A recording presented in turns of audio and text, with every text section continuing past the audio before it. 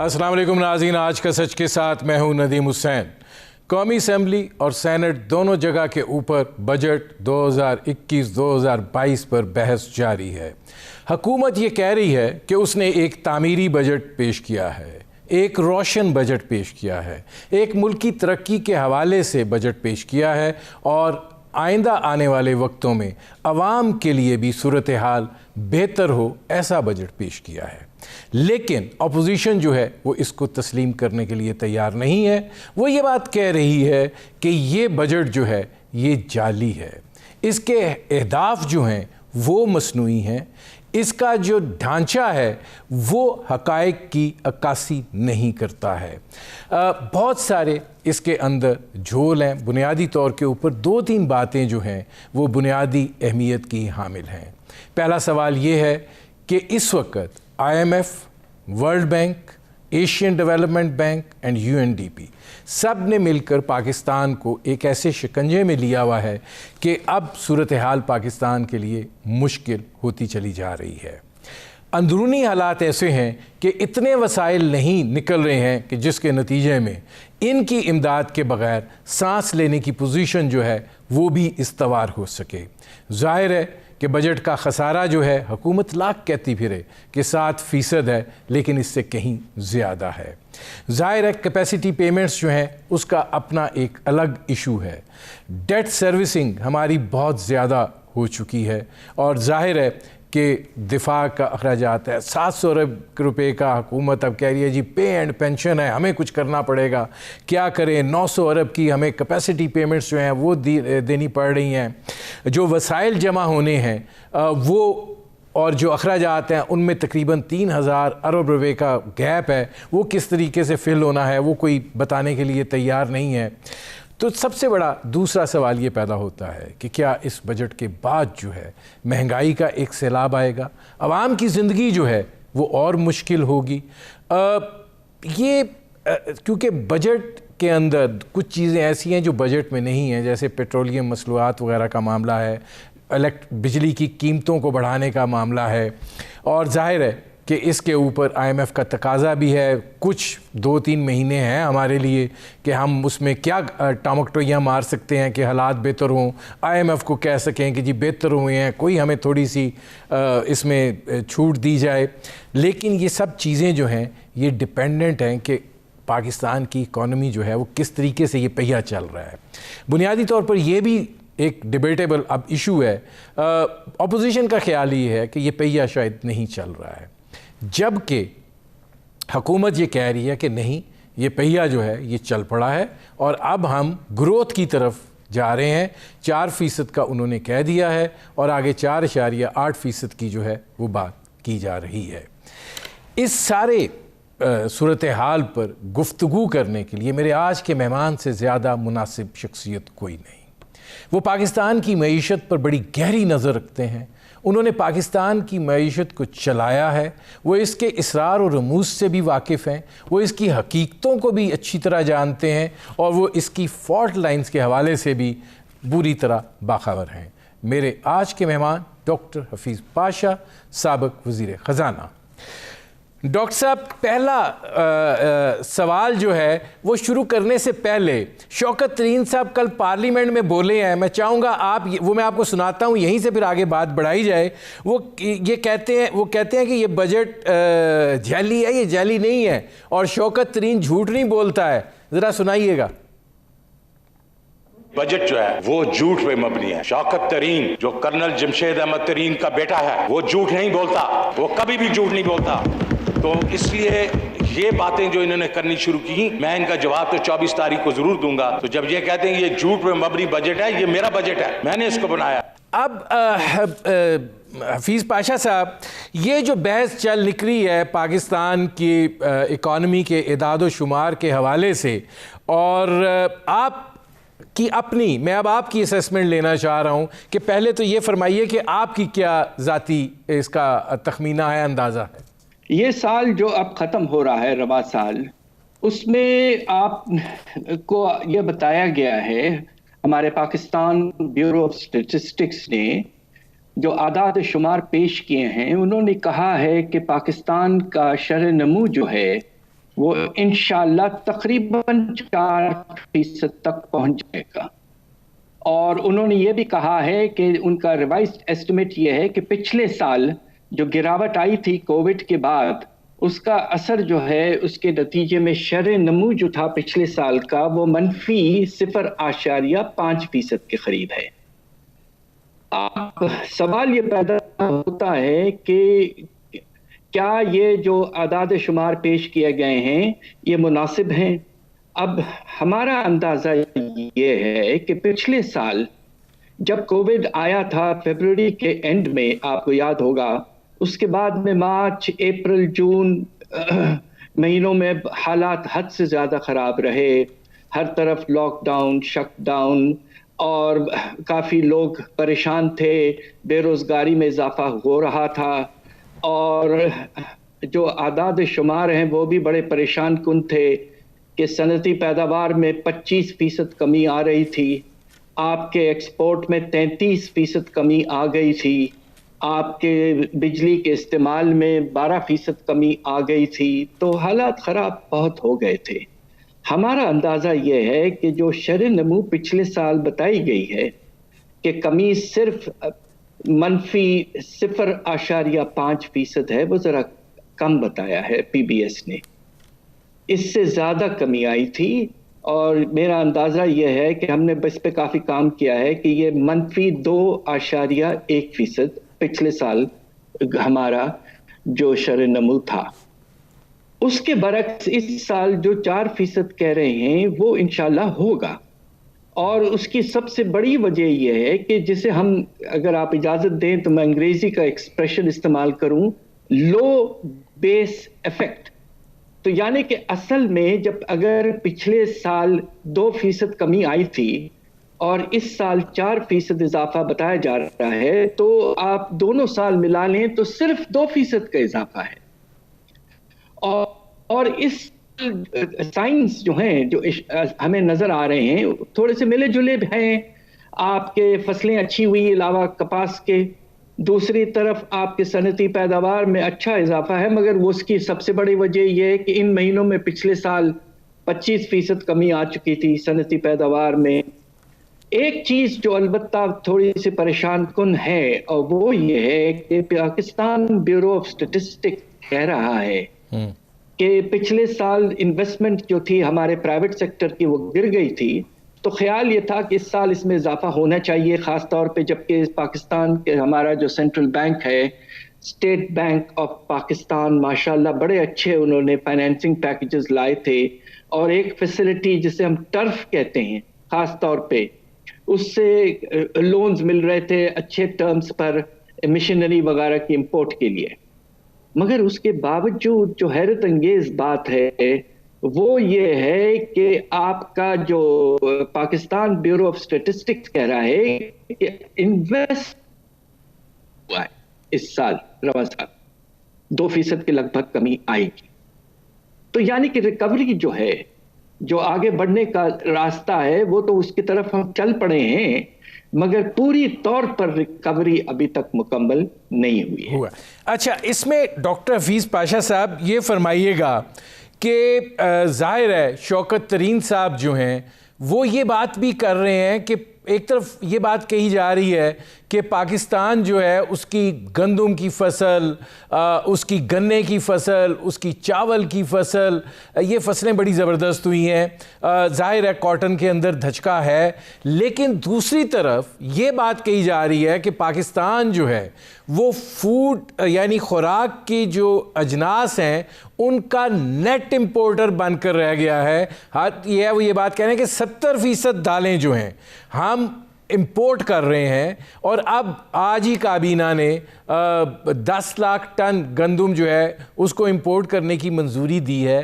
مطلب آپ یہ جو تضاد ہے یہ ذرا آپ سمجھائیں گے کہ یہ کیسے ہے؟ اور دوسرا یہ تو پھر ایک مہنگائی کا سیلاب آئے گا ڈاکٹر صاحب، اور حکومت تو اتنی بے حس ہے کہ وہ تو یہ بات کہہ رہی ہے کہ جناب ہم نے یہ سارا کچھ امپورٹ کرنا ہے، بین الاقوامی قیمتیں زیادہ ہیں، جو قیمت آئے گی اس حساب سے دو. بات یہ ہے کہ یہ جو ذکر کر رہے ہیں ہمارے وزیر خزانہ کہ پاکستان نیٹ امپورٹر بن گیا ہے کھانے پینے کی چیزوں کا، ایگریکلچرل امپورٹس جسے ہم کہتے ہیں. بات یہ ہے کہ یہ سلسلہ کوئی 15-20 سال پہلے سے شروع ہو چکا تھا، مگر اس سال جو گیپ آیا ہے، یعنی کہ جو خسارہ آیا ہے ہمارے زرعی امپورٹ اور ایکسپورٹ میں، اس کی بہت بڑی وجہ یہ ہے کہ آپ نے اس سال تاریخ میں پہلی دفعہ، پاکستان کی ہسٹری میں پہلی دفعہ 3 چیزیں ایک وقت پہ امپورٹ کی ہیں. ایک، آپ نے کپاس تو تقریباً 60 سے 70 لاکھ بیل آپ امپورٹ کر رہے ہیں. دوسری طرف آپ جو ہے گندم کو بھی آپ 3 ملین ٹن تک لے جائیں گے امپورٹ، اور چینی کی 3-4 لاکھ ٹن کی امپورٹ تو آپ کر رہے ہیں. تو ایک وقت پہ یہ پہلی دفعہ ہے تاریخ میں کہ آپ کا جو امپورٹ ہے ایگریکلچرل، اس میں یہ 3 چیزیں ایک وقت پر آپ امپورٹ کر رہے ہیں. تو یہ ایک طرح سے بہت پریشان کن ہے، اور اس کی بہت بڑی وجہ یہ ہے کہ پچھلے سال کے فصل جو تھے وہ اچھے نہیں تھے. رواں سال البتہ کہہ رہے ہیں کہ ریکارڈ ہمارا پروڈکشن ہوا ہے گندم میں، اور ماشاءاللہ شوگر میں شوگر کین میں سیکنڈ ہائیسٹ ہے، اور میز میں ہائیسٹ ہے. رائس میں بھی ماشاءاللہ بہت اضافہ ہے. مگر اب یہ دیکھنا ہے کہ اس آنے والے سال میں کیا آپ کی امپورٹ زرعی شعبے کی چیزوں کی کم ہو جائے گی.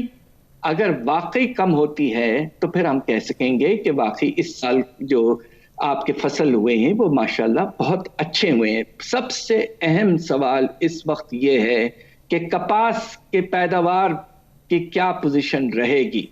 اگر یہ پھر سے 60 لاکھ بیل تک پھنس جائے، جبکہ ایک وقت اللہ کے فضل سے ایسا تھا جب پاکستان 1.40 کروڑ بیل پروڈیوس کرتا تھا، کیا وہ 60 لاکھ بیل سے ہم اوپر آئیں گے؟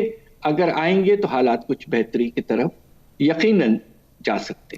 ڈاکٹر صاحب یہ فرمائیے گا کہ آپ جیسے اگلے سال کی بات کر رہے ہیں، دیکھیے گزارش یہ ہے کہ مان لیا کہ یہ 15-20 سال کا سارا کیا دھرا ہے، لیکن اگر آپ یہ بات کر رہے ہیں کہ اس سال ہماری گندم کی فصل اچھی ہوئی ہے، اس سال ہمارے گنے کی فصل اچھی ہوئی ہے، اس سال ہمارے چاول کی فصل اچھی ہوئی ہے، تو دوسری طرف جب ہم بات کر رہے ہیں 30 لاکھ میٹرک ٹن گندم امپورٹ کرنے کی، اسی طرح کاٹن کو منگوانے کی، اسی طرح کوئی 3 لاکھ ٹن چینی منگوانے کی، تو جب اتنا امپورٹ بل ہے اور یہ جو فصل ہوئی ہے زیادہ، کیا یہ اس کو مارجنلائز نہیں کرے گی؟ اور کیا ہمارا امپورٹ بل پہ کوئی اثر پڑے گا کہ نہیں یہ ہمیں منگوانا ہے؟ کیونکہ پھر اس سے آگے سوال جڑا ہوا ہے.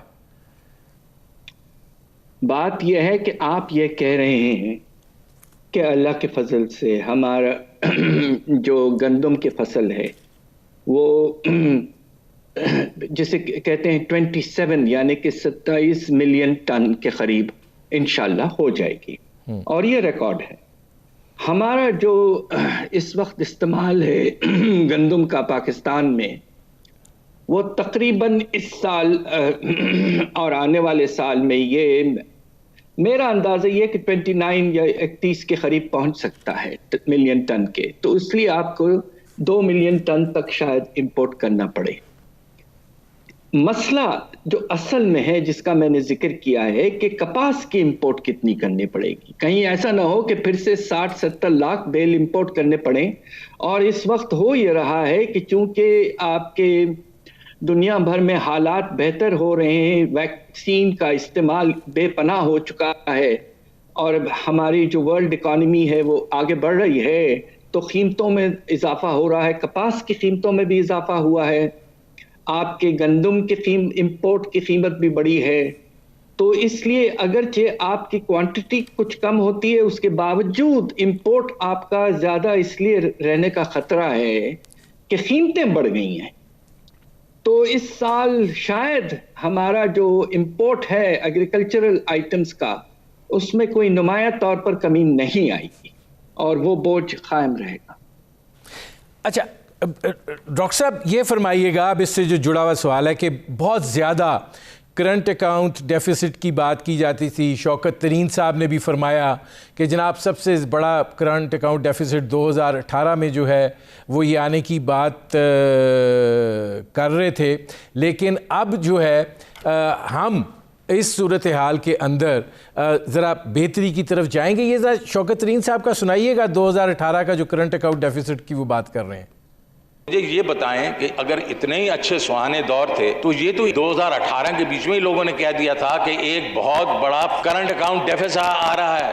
20 ارب ڈالر کا کرنٹ اکاؤنٹ ڈیفیسٹ ہے، 18 میں آیا ہے، پی ٹی آئی کی حکومت میں نہیں آیا. تو اس وقت یہ کہاں پہ بیٹھے ہوتے؟ اب ڈاکٹر صاحب میرا آپ سے سوال یہ ہے کہ جب ہم ایگریکلچر سیکٹر کی چیزیں جو ہیں، مطلب زراعت کے شعبے کی یہ چیزیں ہم سب امپورٹ کر رہے ہوں گے، تو آپ کو نہیں لگتا کہ سب کچھ ملا کے شاید ہم پیٹرولیم کو نہ ڈالیں کہ وہ ہمیں اگلے سال ادھار مل جائے گا؟ آپ کو نہیں لگتا کہ یہ جو آنے والا سال ہے یہ بھی کرنٹ اکاؤنٹ ڈیفیسٹ بڑا تگڑا لے کر آئے گا اس صورتحال کے نتیجے میں؟ دیکھیے، سب سے بڑی وجہ کرنٹ اکاؤنٹ ڈیفیسٹ کا ماشاءاللہ کم ہونے کا، اور اس میں حکومت کی ضرور ہمیں یہ اپریشیٹ کرنا چاہیے کہ حکومت نے بڑے مشکل ڈیسیشنز لیے اور آخر کامیابی حاصل ہوئی. مگر اس سال جو سب سے بڑی وجہ کامیابی کی ہے وہ آپ کے باہر سے جو ریمیٹنسز آتے ہیں ان میں بے پناہ اضافہ ہوا ہے، تقریباً 30% کا. اب تو وہ ایکسپورٹ سے بھی آگے چلے گئے ہیں. تو البتہ جو پریشان کن بات ہے کہ مختلف وجوہات کے بنا آپ کا جو تجارت کا خسارہ ہے اس میں بہت اضافہ ہوا ہے، تقریباً 30%. اور اب تو پوزیشن یہ ہو رہی ہے کہ پچھلے کچھ مہینوں سے آپ کی امپورٹ جو ہے وہ 5 ارب ڈالر تک ہے ہر مہینے، اس سے بھی زیادہ. اور آپ کے ایکسپورٹ جو ہے مشکل سے 2 ارب ڈالر سے کچھ زیادہ ہے. تو یعنی کہ آپ کا خسارہ جو ہے وہ منتھلی تقریباً 3 ارب ڈالر تک پہنچ سکتا ہے اور پہنچ رہا ہے. اور اس کے نتیجے میں اگلے سال اب آپ یہ دیکھیے کہ تیل کی قیمت جو تھی 6 مہینے پہلے مشکل سے 30-35 ڈالر فی بیرل تھی، اب تو 70-75 پہ پہنچ گئی ہے. تو اس سال آنے والا سال جو ہے اس میں یقیناً خطرہ موجود ہے کہ ٹریڈ ڈیفیسٹ جو ہے، تجارت کا خسارہ، کرنٹ اکاؤنٹ تو اس میں باقی چیزیں بھی آ جاتی ہیں، تجارت کا خسارہ جو ہے آپ کا وہ بہت زیادہ بڑھ سکتا ہے. اور اگر ریمیٹنسز میں اب تو یہ کہنا کہ اور زیادہ اضافہ ہوگا یہ کچھ زیادہ آپٹمسٹک ہوگا. ہم تو بس دعا کریں کہ وہ 29 بلین ڈالرز کے لگ بھگ قائم رہے، مگر اس کے نتیجے میں خطرہ یقیناً موجود ہے کہ آنے والے سال میں کرنٹ اکاؤنٹ کا خسارہ جو ہے وہ پھر سے آ جائے گا، اور ہو سکتا ہے کہ 5 یا 6 ارب ڈالر تک اگلے سال پہنچ جائے. اس کا خطرہ یہ کہ اس سے بھی کچھ زیادہ ہو سکتا ہے. Welcome back. اب اس میں ڈاکٹر صاحب ظاہر ہے ترسیلات زر یا ریمیٹنسز جو ہیں وہ آپ کے اس گیپ کو بریج تو کر رہی ہیں، لیکن آپ یہ بھی دیکھ رہے ہوں گے کہ آہستہ آہستہ ڈالر کی قیمت جو ہے وہ بڑھ رہی ہے، اور آپ نے جس چیز کی نشاندہی کی ہے وہ بہت خطرناک ہے کہ ظاہر ہے پاکستان کا امپورٹ بل جو ہے اگر 5 ارب روپے ماہانہ پہ ہے تو یہ 60 بلین ڈالر کی بات ہو رہی ہے اینڈ ایئر پہ. اور اگر آپ اپنی برآمدات دیکھ لیں تو اگر ہم نے کوئی معجزہ رونما کر دیا تو 25 ارب ڈالر، تو یہ تو جو اتنا بڑا تجارتی خسارہ ہے، باقی چیزیں آپ ایڈ کریں تو یہ برج کیسے ہوگا؟ اور کیا آپ یہ جو تھوڑا سا استحکام آیا تھا ڈالر کی قیمت میں، اس کو بھی پھر آپ وقتی سمجھتے ہیں؟ دیکھیے، ہمارا جو روپے کے قدر میں اضافہ ہوا یہ بھی ایک بڑا پازیٹیو انڈیکیٹر تھا، اور اس کی وجہ یہ بھی تھی کہ جو پیسہ باہر سے آ رہا تھا وہ اس تیزی سے پچھلے سال یعنی کہ اس سال بڑھا ہے، اور اس کی سب سے بڑی وجہ آپ کے تقسیلات زر کی ہے، ریمیٹنسز کی ہے. تو اس لیے روپے کی قدر جو ہے، جو آپ کے کووڈ کے پہلے اٹیک کے بعد روپے جو ہے وہ تقریباً 70 روپے تک پہنچ چکا تھا تقریباً. پھر اس میں ریکوری آئی ہے، اور آپ دیکھ رہے تھے کہ مارچ کے مہینے تک یہ 153 یا زیادہ سے زیادہ 100 آپ سمجھ لیں کہ 50 اور 155 کے رینج میں تھا. مگر اب یہ ہو رہا ہے کہ پچھلے کچھ دنوں سے اس کی قدر میں کمی آ رہی ہے، روپے کی قدر میں، اور یہ اب 159 تک پہنچ چکا ہے تقریباً. اور خطرہ یہ ہے کہ اس کی 2-3 وجوہات ہیں. ایک تو وجہ یہ ہے کہ یہ جو IMF کے ساتھ بات چیت جو چل رہی ہے، جس کی ابھی تک پوری کامیابی نظر نہیں آئی ہے، اور یہ سسپینڈ ہوا ہے کچھ مہینوں کے لیے، تو اس سے انسرٹنٹی میں اضافہ ہوا ہے، اور لوگ یقیناً کچھ حد تک سوچ رہے ہوں گے کہ ہم باہر کے خرچے کس طرح پورا کریں گے. اور دوسری طرف FATF کا بھی سلسلہ ہے. تو اب آپ یہ دیکھنا ہے کہ آنے والے کچھ ہفتے اور مہینوں میں کیا ہوتا ہے. اگر حالات بہتر ہوتے ہیں تو روپے مستحکم رہے گا، ورنہ روپے گرنے کا خطرہ بہت زیادہ موجود ہے، اور یہ پھر کافی گر سکتا ہے اگلے کچھ مہینوں میں. ڈاکٹر صاحب، آپ بہت محتاط ہیں، لیکن آپ نے بڑی ایک خطرناک نشاندہی کی ہے روپے اور ڈالر کی شرح مبادلہ کے حوالے سے.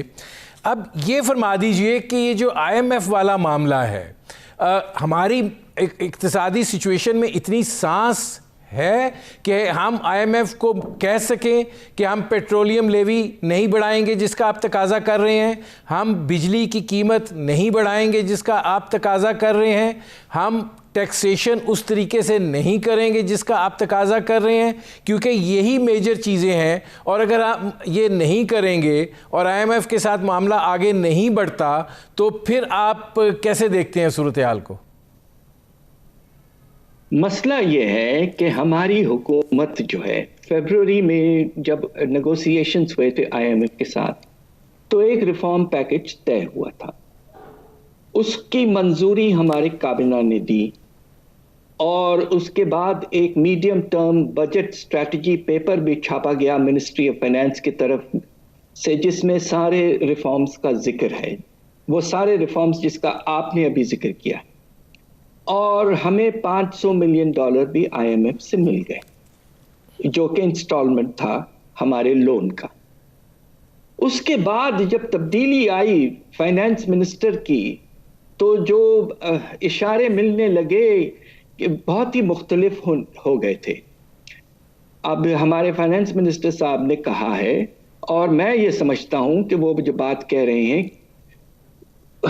مناسب اس لحاظ سے ہے کہ ہماری حکومت کو ایک وقت پہ اتنے زیادہ چیزیں کرنے کا کمٹمنٹ نہیں کرنا چاہیے تھا. یہ امپلیمنٹیشن کے لحاظ سے بہت مشکل ہے، اور اس کا اثر ایک وقت پہ اتنا بھاری پڑتا ہے کہ لوگ بالکل ہی جسے کہتے ہیں کہ پریشانی کے حد تک پہنچ جاتے. مگر مانا کیوں؟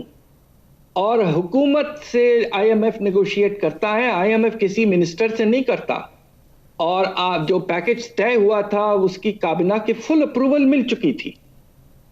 اب تبدیلی کرنا، اس کے نتیجے میں میں سمجھتا ہوں کہ IMF نے کچھ صبر کا اظہار کیا ہے، اور یہ کہا ہے کہ دیکھیں ہم دیکھتے ہیں کہ بجٹ کیسا آپ کا چلتا ہے، پہلے کچھ مہینوں میں کس طرح پوزیشن رہتی ہے، اور سپتمبر کے مہینے میں ہم اپنا اگلا ریویو کمپلیٹ کریں گے.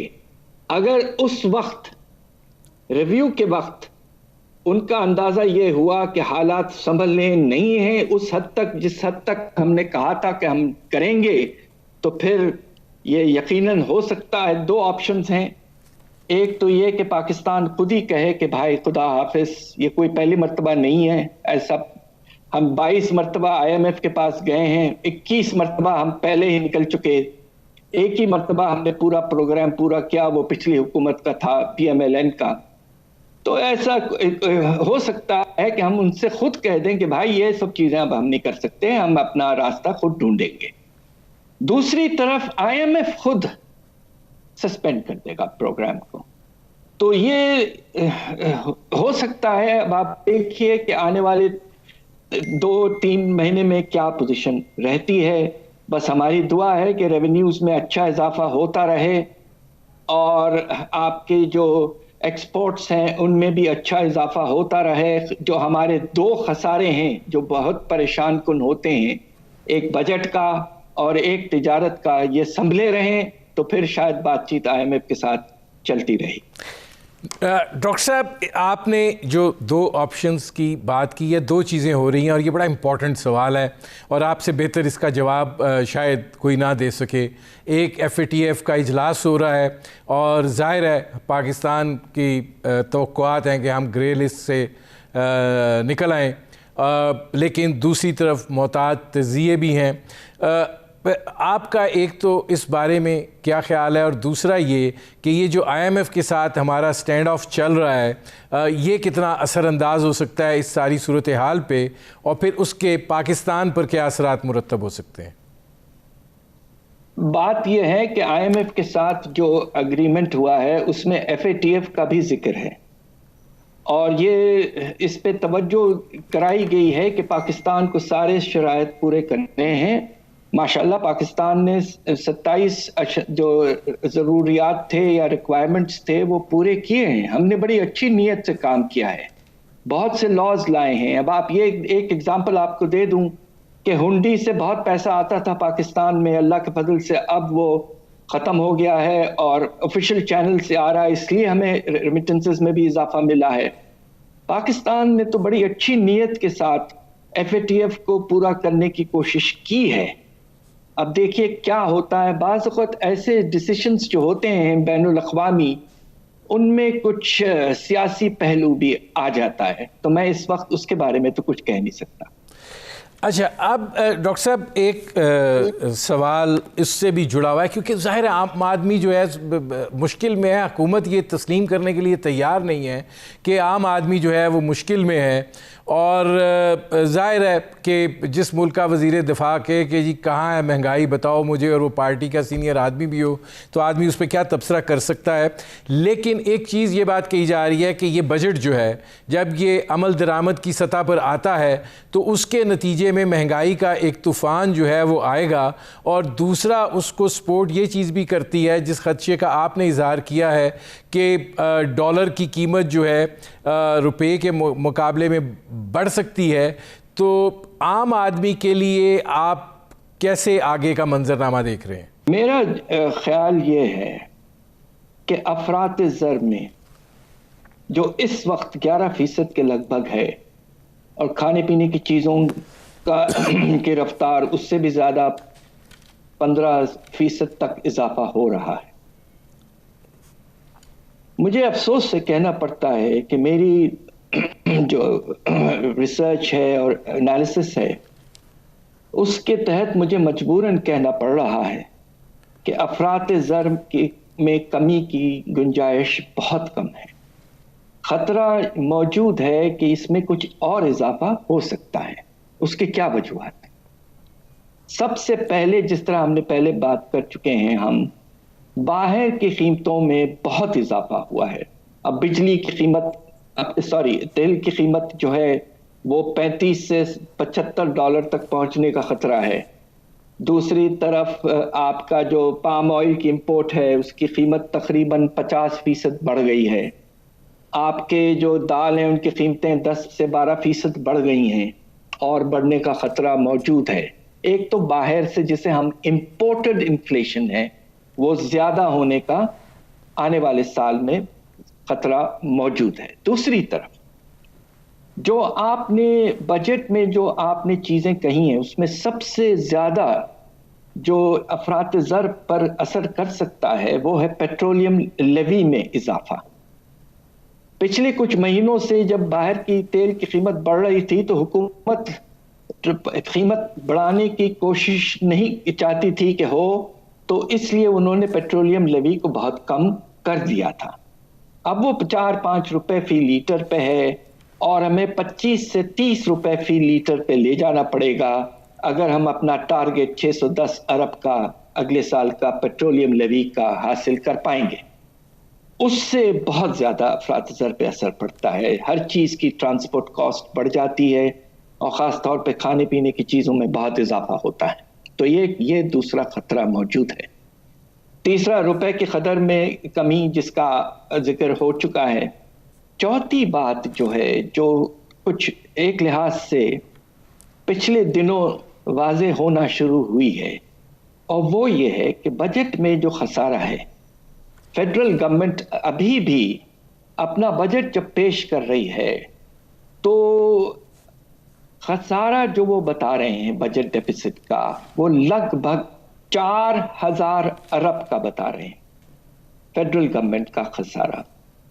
اس خسارے کو پورا کرنے کے لیے آپ کو بینکوں سے پیسے لینے پڑیں گے.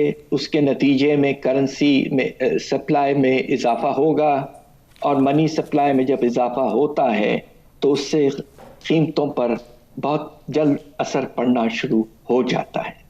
تو تقریباً 4 چیزیں ایسی ہیں جس کے نتیجے میں خیال مجھے آ رہا ہے، مجبوراً کہنا پڑ رہا ہے کہ افراط زر میں کوئی کمی نہیں آئے گی شاید، البتہ اس میں کچھ اضافہ ہو سکتا ہے. ڈاکٹر صاحب، بعض دفعہ آپ یہ بات کہتے ہوتے ہیں کہ میں ذرا کھلی بات کر دوں.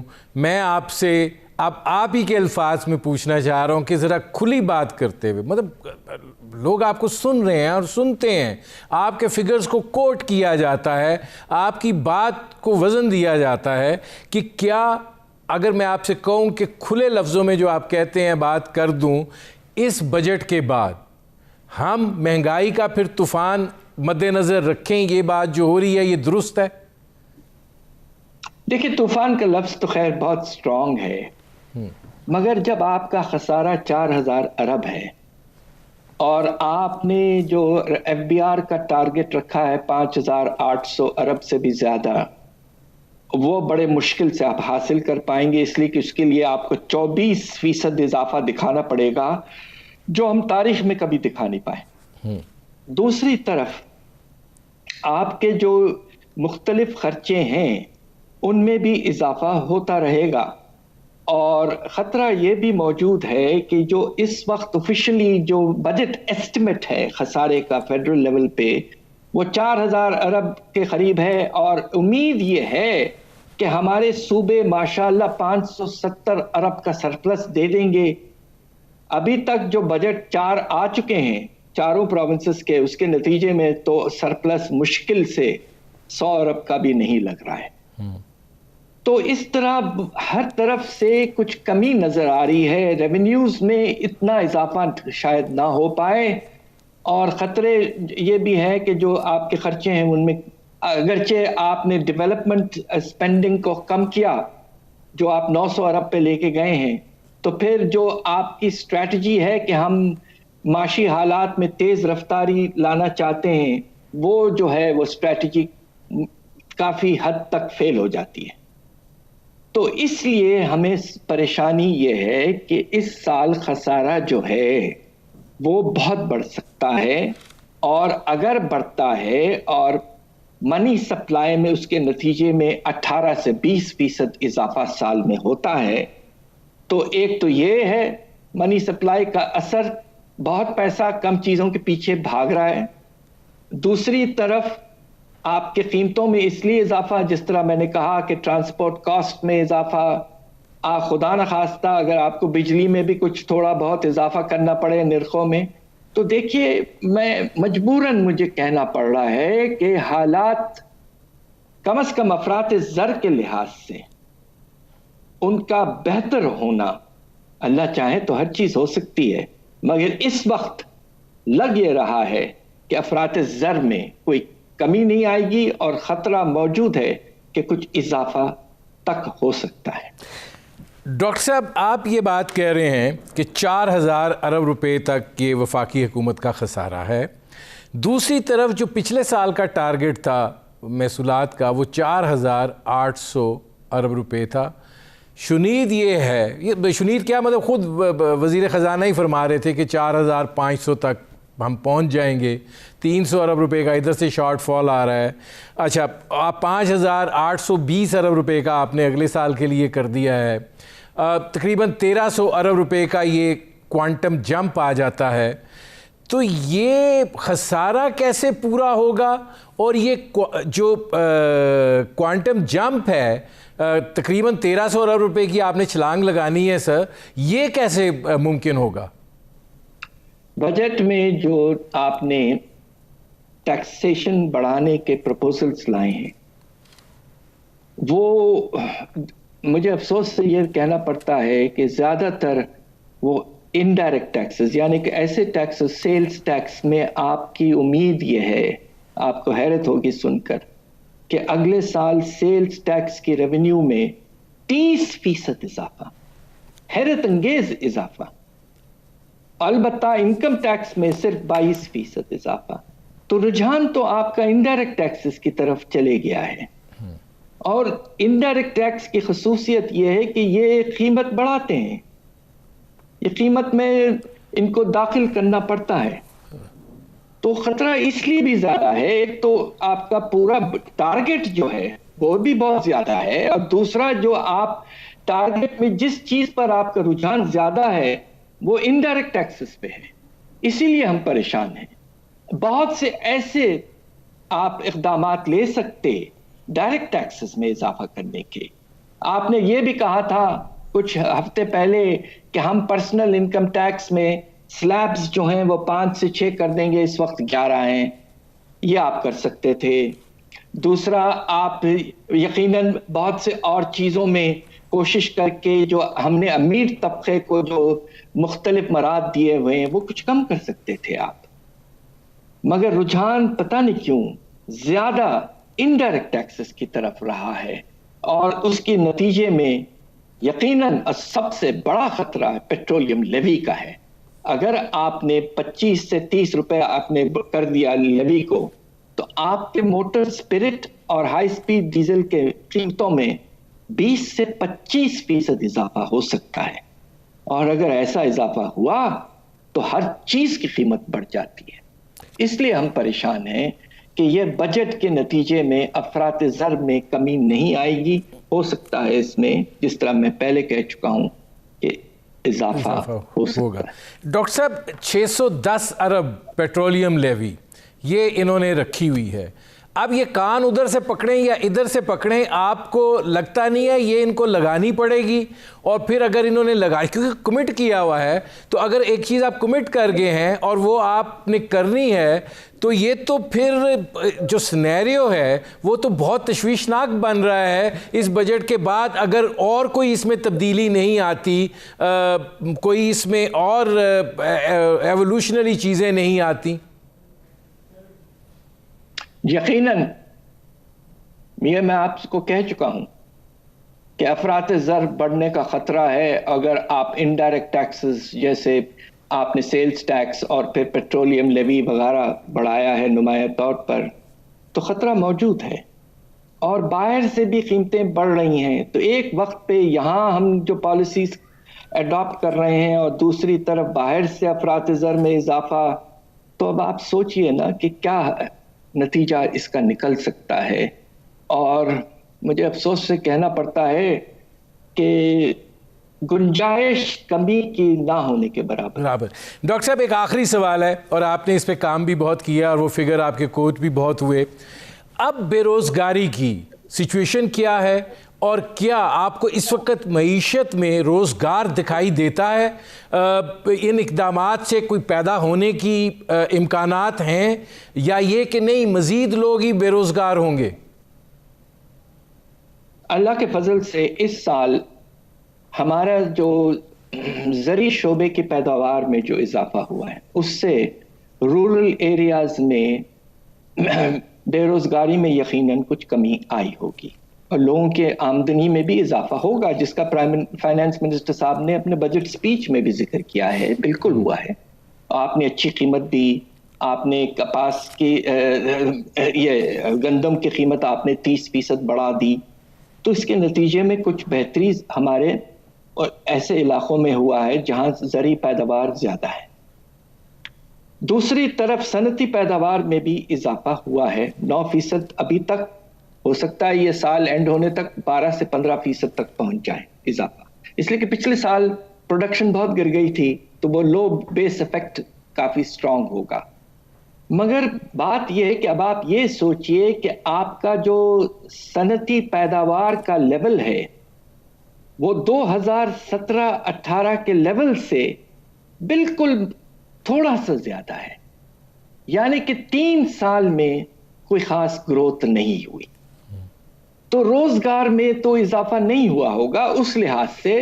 اور ان 3 سال میں آپ یہ دیکھیے کہ سالانہ ہمارے ملک میں 20 لاکھ لوگ نئے ورکرز ہمارے لیبر فورس میں آتے ہیں، تو 3 سال میں 60 لاکھ ورکرز کا اضافہ ہو چکا ہے، اور روزگار میں صنعتی پیداوار میں خاص طور پہ کوئی خاص اضافہ نہیں ہوا ہے۔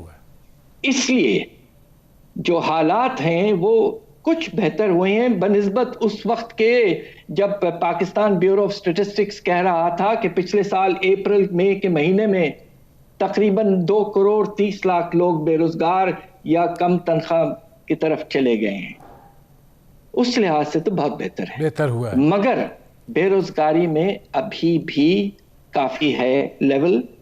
ہمارا اندازہ یہ ہے کہ اس وقت بے روزگاری کا جو لیول ہے وہ لیبر فورس کا 12% ہے، یعنی کہ آپ کا انمپلائمنٹ ریٹ 12% کے لگ بھگ ہے، اور 2017-18 میں اس کا لیول تقریباً 6% تک تھا، تو یعنی کہ ابھی بھی جو آپ کا بے روزگاری کا لیول ہے وہ بہت زیادہ ہے۔